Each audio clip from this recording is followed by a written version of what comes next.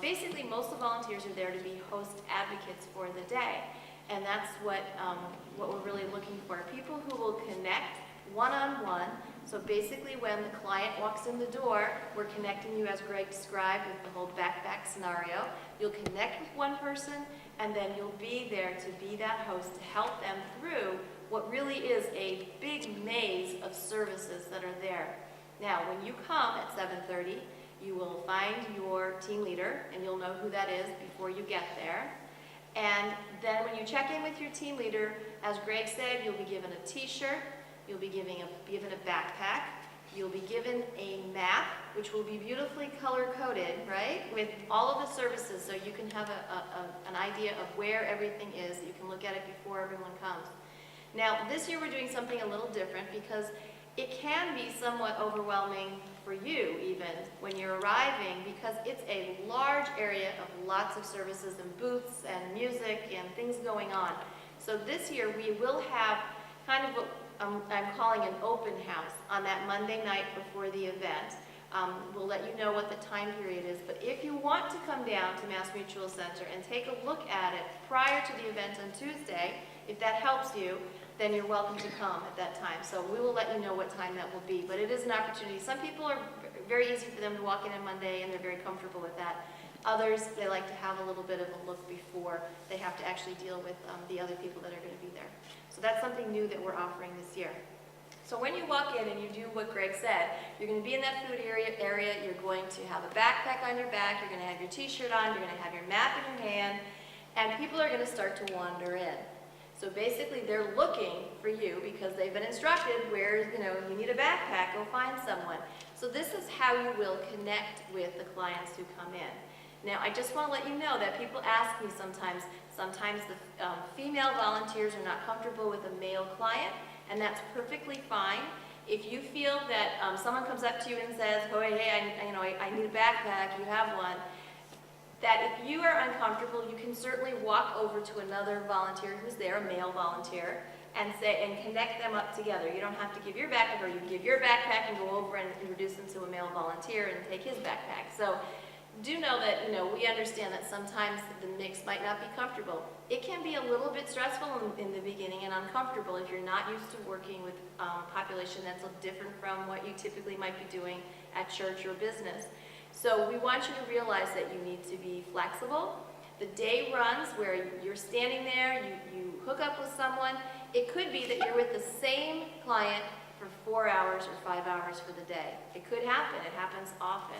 It could be, though, that someone's there and you help them find a place to get a haircut, and they go out and something to eat, and they have a few other things to do, and then they're like, I'm done, I'm set, I'm good. And that might happen as well. If that's the case, then you'll come back and you'll find me, and I will tell you where I am. I'm there all day, and we'll give you another backpack, and basically you go back out and start over again.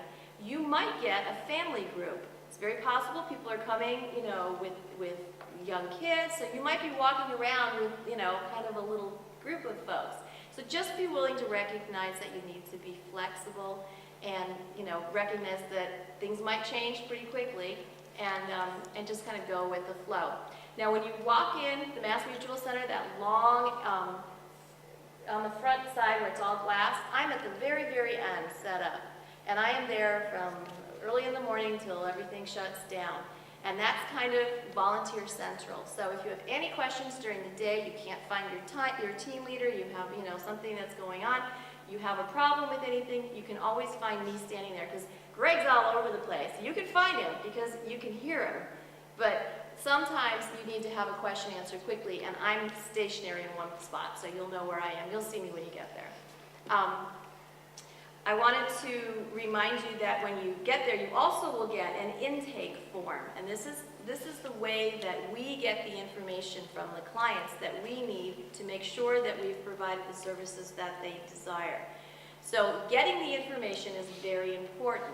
So the intake form will be given to you as well. But what I like to stress is please don't feel that the intake form you have to sit and ask them all the questions down in a row, like, how long have you been homeless? Don't feel like you need to go down formally. Use the intake form as a way to kind of instigate conversation, and as you're talking, you'll see that you're covering all the subjects. It is very important that we get the information, so it's important you do cover the subjects. However, just don't feel like you need to fill in the form really fast if that's something you have to do. It actually helps you in the beginning because it kind of breaks the ice. It gives you a guideline of conversation. If you're uncomfortable or awkward, at least you can look there and say, oh, we can talk a little bit about this maybe. Veteran services is something that's very important. If your client is a vet, veteran services are really available right now. So we want to make sure we find that out right away. When you find that out, then there's a whole other segment of veteran services you're going to go straight to because there's a lot that can be done for those who are vets. I know. Also, there is a room where you can take a few moments and kind of have time out if you need to. Sometimes it can be very overwhelming. It's a very high energy day. Be sure you wear very comfortable shoes. You're doing a lot of walking around and a lot of hanging out. There is a room we provide for the volunteers. If you need a little bit of space to breathe after a while, you can go in there.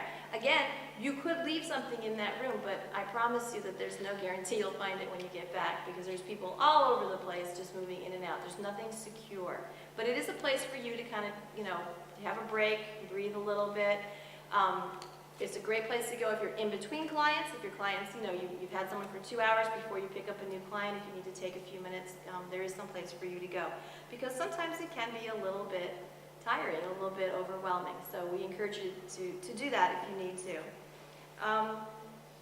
There's two things people have asked about also. People have asked, is there something we can be collecting or doing right now in our church or our business to provide for that day?